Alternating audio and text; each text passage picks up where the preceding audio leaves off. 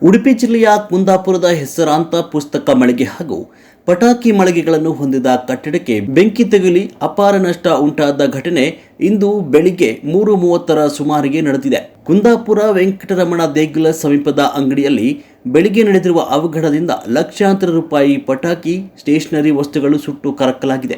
ಜಗದೀಶ್ ಭಟ್ ಎಂಬುವರ ಪಟಾಕಿ ಮತ್ತು ಪುಸ್ತಕ ಮಳಿಗೆ ಇದಾಗಿದ್ದು, ಶಾರ್ಟ್ ಸರ್ಕ್ಯೂಟ್ನಿಂದ ಬೆಂಕಿ ಹತ್ತಿಕೊಂಡ ಸಾಧ್ಯತೆ ಇದೆ ಹೇಳಲಾಗ್ತಿದೆ. ಕುಂದಾಪುರ ಅಗ್ನಿಶಾಮಕ ದಳದ ಸಿಬ್ಬಂದಿಗಳು ಹಾಗೂ ಸ್ಥಳೀಯರ ಕಾರ್ಯಾಚರಣೆ ನಡೆಸಿ ಅಗ್ನಿ ನಂದಿಸುವಲ್ಲಿ ಯಶಸ್ವಿಯಾಗಿದ್ದಾರೆ. ಈ ಕುರಿತು ಕುಂದಾಪುರ ಪೊಲೀಸ್ ಠಾಣೆಯಲ್ಲಿ ಪ್ರಕರಣ ದಾಖಲಾಗಿದೆ.